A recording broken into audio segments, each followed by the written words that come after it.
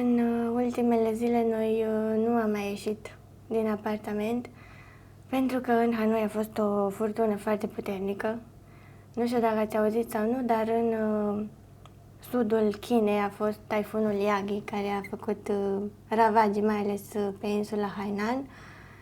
Taifunul a ajuns și la noi, doar că din fericire nu a fost atât de puternic cum a fost în China. Au fost foarte afectate și orașele de coastă din Vietnam, Halong, Haiphong, dar până să ajungă în Hanoi deja și-a mai pierdut din intensitate.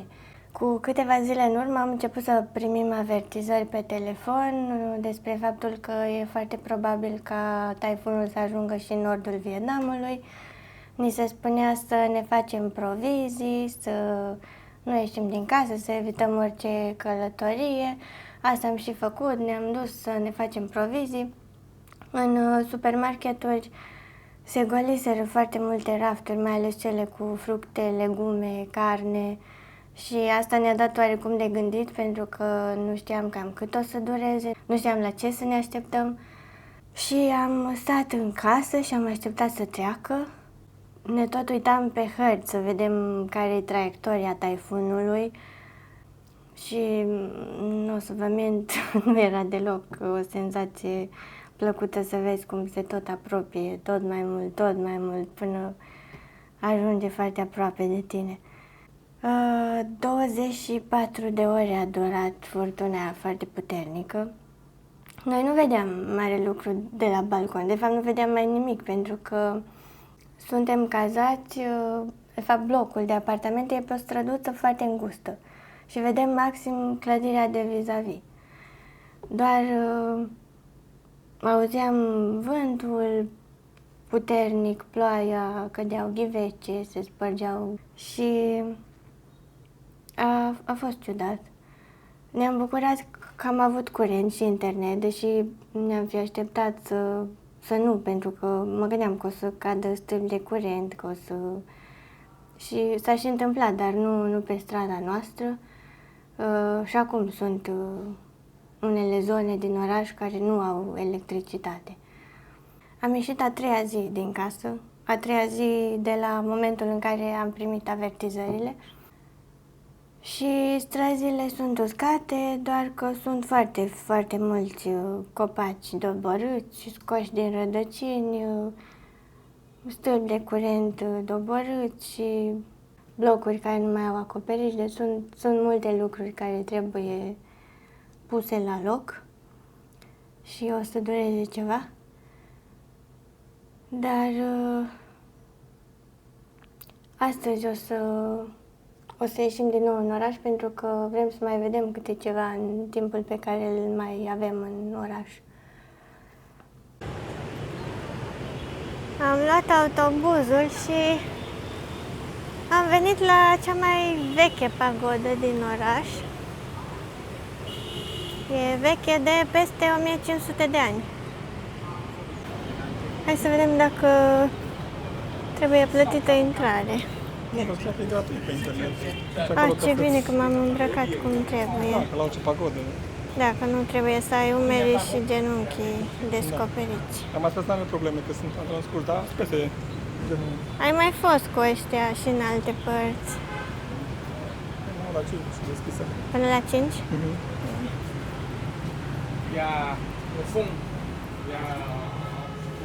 Din ce am citit, inițial era pe malul râului Roșu, doar că s-a erodat malul și pe la 1600 a fost mutată în locația actuală. Da, acum e pe un lac, practic. Adică eu... Pe unul din lacurile din oraș, că sunt mai multe. Da, e cel mai mare ăsta. A început să plouă. E bine că nu e așa cald măcar. Da, s-a răcorit bine, au scăzut. 25 de grade astăzi. N-am mai avut 25 de grade de nu mai știu când. De la Dalat. Da. Hai să vedem. E ceva lume. Sunt tururi.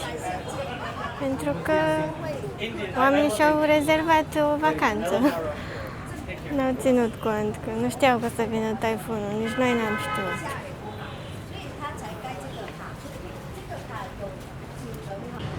E un templu budist. Am văzut câte o statuie cu Buddha la etajul fiecărei pagode. Și sunt mulți copaci cu pomelo, înghiveci puși. Pomelo cred că e, sau grapefruit, dar cred că pomelo. Pentru că am văzut că pun des pomelo ca ofrandă la statui.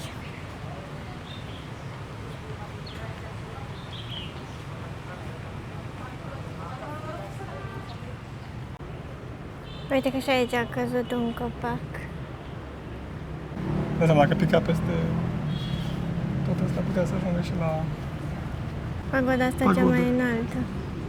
Da, păi am văzut firele alea și m-am gândit că sigur au căzut. Dați seama că dacă picau ăștia mari aici, putea să facă dezastru, să rupă multe din părțile din templu din lemn. Păi, partea aia din lemn e cea mai veche. Da, da. Da, asta se vede că e mai nouă. Da. E făcută cu... Am văzut din autobuz. Am trecut pe lângă grădina botanică și erau, Doamne ferește, ce era acolo. Da, da. Da, păi erau copaci din aia de zeci, sute de ani și îți dai seama că... Au căzut o grămadă. Păi scria pe internet că aproape 800.000 de copaci, arbori. Ar fi căzut. Da, căzut sau scoși din rădăcini sau rupt, neapărat. Nu știu dacă pot să-i pună pe o parte dintre ei înapoi, să-i replanteze. Da, asta a fost și problema, că la unii am văzut că rădăcinile erau foarte subțiri, adică erau cumva puși pe ceva tare, ceva ca un fel de bitum. Deci nu erau adânc în pământ și pus peste asfalt. Că n-aveau rădăcini adânci. Da, n-aveau pământ în care să se Da. ducă în jos și atunci, dai seama, și mari și foarte grei, vânt puternic. Mai stăm aici de ploaie. Da, mai bine că plouă și că e norat când e așa cald, dar na, când plouă așa, nu prea te poți plimba atâta. Timpul nostru în Hanoi e pe final. Mai avem câteva zile după care o să plecăm. Am văzut în mare parte din oraș, doar că e foarte întins și sunt foarte multe locuri pe care le poți descoperi. Așa, cum să zic, ne-a plăcut, dar a fost și destul de haotic în anumite locuri și când citeam despre partea de nord a Vietnamului, erau informații că ar fi mai curat, că ar fi mai organizat puțin, doar că mi s-a părut că e tot cam ca la Ho Chi Minh, de exemplu. Poate nu chiar același haos pe străzi, pentru că sunt mai multe drumuri principale prin oraș care fac traficul puțin mai fluent și atunci nu sunt aceleași ambuteiaje. Dar fiind capitală, sunt și foarte multe evenimente, asta cum să le zic, din astea oficiale, adică tot felul de întâlniri, ambasadori care vin aici. Cât am stat noi, aproape 3 săptămâni, au fost vreo 5 sau 6 întâlniri de genul ăsta și tot vedeam coloane oficiale, vedeam cum se schimbă steagurile la stâlpi cu vizitatorii și cumva asta îți arată cât de important e Vietnamul în zona aici, în partea asta de lume. Ce să zic, ne-a plăcut? Asta vorbeam și cu Lau că mie mi s-a părut că aici am găsit cele mai multe contraste, poate chiar mai multe decât în Phnom Penh. În Phnom Penh găseam un cartier care era mai modern și în rest cam tot orașul arăta la fel, doar că aici sunt insulițe de complexuri rezidențiale moderne, între care sunt casele locale și oamenii trăiesc în condiții similare cu cele din zona rurală, poate. Da, poate chiar mai complicat, mai înghesuiți. E un mix de vechi și nou. E ca un mozaic. Da, asta am vrut să zic, Da, e ca un un mozaic, mozaic. da. Cu case din acelea foarte vechi și simple și în spate un bloc modern cu 20 de etaje și în spate un centru comercial sau un mall sau tot felul de clădiri din astea pentru conferințe, pentru că sunt foarte multe în Hanoi. Într-adevăr, dacă vin capitală, poți să observi foarte multe lucruri despre viața oamenilor de zi cu zi. Adică poți să iei contact cu viața locală cum nu te aștepta să observi într-o capitală. Da, asta cu condiție să nu stai doar chiar în punctul zero al Hanoiului turistic, să zic așa. Cel mai bine iei contact cu orașul în momentul în care intri pe străduțe, pe jos, la pas. Noi nu am reușit să filmăm tot ce am văzut noi, pentru că au fost și zile în care ploua foarte tare, se mai oprea, noi mai ieșeam, ne mai plimbam, dar nu puteam filma pentru că vrem să nu se aude camera. Nu filmam, de când noi ieșeam să zic și cu la treabă. cumpărături, da, și de multe ori mai descopeream câte ceva și nu aveam camera cu noi. Și îmi plăcea cumva chestia asta că sunt locuri care te fascinează prin felul în care ele sunt. Și asta e un plus în capitală, în Hanoi, pentru că sunt multe elemente care țin de pe vremea când erau colonie, deci sunt foarte multe clădiri. Din perioada colonială, mai ales majoritatea clădirilor guvernamentale și clădirilor de ambasade sunt clădiri din perioada colonială. Da, și asta aduce așa bogăție din punct de vedere cultural și arhitectural. Sunt și unele care nu sunt renovate, dar majoritatea arată foarte bine acolo în centru.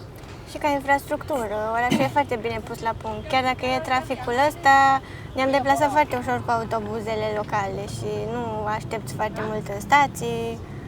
E destul de simplu să te descurci ca turist sau ca expat. Da, noi n-am Nu mi se folosit pare deloc, complicat. cât a stat în Hanoi, n-am folosit deloc taxiul sau Uber sau Grab, pentru că autobuzele vin des, cam din sfert în sfert de oră, biletul costă 7.000-8.000 de donci, deci până într-un leu. Da. Până în 2 lei, să zic. Și doar la ore de vârf, după ora 4, atunci e puțin cam aglomerat, dar asta se întâmplă în orice oraș mare. Asta am mai spus și în alte vloguri. Noi deja ne-am obișnuit să mergem pe jos, să ne strecurăm printre scutere pe trotuare. Asta se întâmplă în tot Vietnamul și într-adevăr doar la orele de vârf se întâmplă ca scuterele să meargă inclusiv pe trotuar. Da, În rest nu se întâmplă asta. Nu, pentru că dacă strada liberă nu intră pe Cumva trotuar doar. E un haos organizat și asta mi se pare că e de apreciat la ei, pentru că reușesc să, nu știu, totul e la mica înțelegere. Reușesc adică să se organizeze și să se descurce fiecare fără să se deranjeze unul pe altul. Da, și noi îi vezi să se enerveze în trafic. E cumva un trafic organizat și pe bază de reguli standard, să zic, de circulație, dar de fapt e mult mai liber. În afară de semafoare, restul e... Când traversezi strada, trebuie să fii foarte atent, pentru că trecerea pietoni e chiar e doar o vopsea pe asfalt aici, nu... Și... Dar ei conduc foarte prudent din ce am văzut eu și pe scooter. Cumva de asta la început ne miram că oamenii localnici traversează atât de încrezători în faptul că nimeni nu o să dea peste ei. Da, și pur și simplu merg încet, nu se grăbesc. Da, nici măcar nu se uită. Ei doar trec pur și simplu și într-adevăr șoferii ocolesc. Și ne-am dat seama că ei au foarte mare grijă și nu merg cu viteză și au reflexe foarte bune. Și fiind în Hanoi, pentru că am stat, am zis, mai mult de 2 săptămâni, am fost la un cabinet stomatologic. Chiar acum venim de acolo. Ultima dată când am fost la detartraj era când eram acasă și mă tot gândeam că au trecut mai mult de 6 luni și că aș vrea să merg din nou. Și mă gândeam că nu o să vorbească nimeni engleză. Cumva tot amânam chestia asta și după ce a fost Laos și am văzut că e tot în regulă și am găsit pe cineva care vorbea foarte bine engleză. Da, asta a fost un mare plus. Am mers și a fost într-adevăr totul foarte bine. Deci am stat și m-a curățat atât de în detaliu și cu mare grijă și am plătit doar 55 de lei, 60 de lei. Da, undeva la $15. Da, pentru un detartraj. Da. Da, deci prețurile sunt foarte ok aici în Vietnam la serviciile stomatologice și chiar recomandăm, dacă aveți nevoie în Hanoi să... Da, dacă tot am găsit cabinetul ăsta și știm că totul e în regulă și se vorbește foarte bine engleză, vă recomandăm, dacă cumva există cineva care are nevoie. Da, nu e reclamă în sensul de... Nu. Pur și simplu știm cât e de complicat dacă ai nevoie la un moment dat, ești în Vietnam și că nu în fiecare oraș găsești vorbitori foarte buni de limba engleză și atunci, pentru că a fost în huie la un cabinet să-mi fac o gutieră și foarte greu m-am înțeles cu cei de acolo, oricum nu făceau, dar aici, în momentul în care am intrat în cabinet și am văzut cât de bine ne înțelegem în engleză, Eurodental se numește cabinetul, deci e destul de simplu de reținut numele. Da, eventual o să lăsăm în descriere locația exactă. Da, foarte mulți australieni și neozelandezi vin în Vietnam pentru tratamente stomatologice, pentru că calitatea e bună, serviciile sunt foarte bune și prețurile sunt undeva la jumătate față de Australia sau Noua Zeelandă. Și asta a crescut mult calitatea și a serviciilor și a materialelor. Faptul că a fost și taifunul Yagi, am experimentat și chestia asta, nu ne doream neapărat, a fost interesant cumva pentru un geograf să uite pe o hartă, să vadă cum se formează, cum se deplasează. Da, dar puteam să mă uit pe o hartă și fără să fie lângă mine. Da, și asta a făcut ca ultima parte a zilelor cât am avut de stat în Hanoi să ne permită să mai vizităm atâtea locuri, pentru că a fost vreo 3 zile în care nu am ieșit deloc aproape. În care a fost vânt puternic. Bine, o zi întreagă, 24 de ore, să zic, a fost furtuna aia foarte puternică, după care a plouat în continuare. Încă plouă, adică și ieri a plouat foarte tare și sunt anumite cartiere care sunt inundate. Da, asta e, în zona centrală, chiar în zona veche a orașului, sunt străzi inundate, multe străzi. Și e așa un sentiment că nu prea îți vine neapărat să vizitezi. Da, cumva știi că oamenii se străduiesc să-și rezolve problema asta și își mută lucrurile de la parter, că ați văzut cum sunt casele lor și le mută toate la etaje și cumva e așa o situație în care parcă nu-mi vine să mă duc să mă simt turist, știi? Da, și de asta zic că nu am reușit chiar, dar e bine că până în momentul ăsta lucrurile sunt ok și sperăm să nu fie probleme mari cu inundațiile. Da, taifunul a trecut, dar și-a lăsat încă foarte mulți nori și... Da, pentru că nordul Vietnamului s-a oprit de masivul montan la granița cu China și practic norii au rămas în nordul Vietnamului și încă își face simțe prezentă după aproape 3 zile, 4 zile. Da, în partea de nord, mai înspre nord, încă sunt sate care sunt inundate și au fost și alunecări de teren și sperăm să se îndrepte lucrurile. O să încheiem aici vlogul. Mulțumim că ați rămas cu noi până la final. Lăsați-ne în comentarii impresiile voastre sau dacă aveți anumite întrebări, curiozități și ne revedem în vlogul următor.